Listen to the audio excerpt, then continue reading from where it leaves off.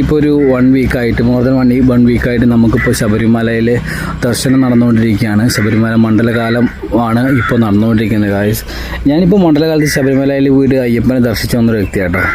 അവിടെ കുറച്ച് കാര്യങ്ങൾ ഇനി ഇമ്പ്രൂവ് ആക്കാണ്ട്. ലൈക്ക് അവിടുത്തെ ഇപ്പോൾ നമ്മൾ എരുമേലിയിൽ പേട്ടതുള്ളി കുളിക്കാൻ പോകുന്ന സ്ഥലം എൻ്റെ മോനെ ഒന്നും പറയണ്ട. അവിടെ എങ്ങനെ ഒരാൾ കുളിക്കുക, ഗവൺമെൻറ് അതൊക്കെ ഒന്ന് നേരാക്കുക.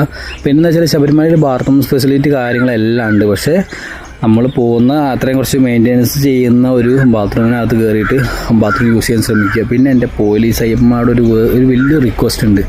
നിങ്ങൾ എന്താ കാണിക്കുന്നത്? ശബരിമലയിലൊക്കെ തിരക്കുണ്ട്, സംഭവമൊക്കെ ശരിയാണ്. പക്ഷേ തിരക്കില്ല എന്നുണ്ടെങ്കിലും നമ്മൾ അയ്യപ്പൻ്റെ മുന്നിൽ ജസ്റ്റ് ഒന്ന് തൊഴണ സമയത്ത് എടുത്ത് വലിച്ചെറിയണമെന്തിനാ? നിങ്ങൾ കൈ പിടിച്ച് നേരെ വലിച്ച് അപ്പുറത്തേക്ക് ഇടണം.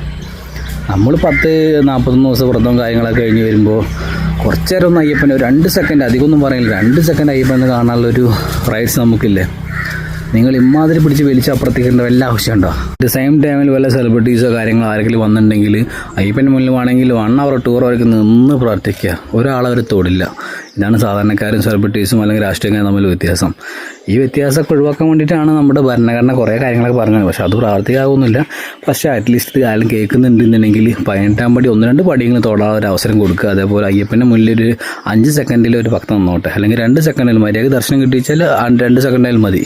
അതൊന്ന് പരിഗണിക്കണം.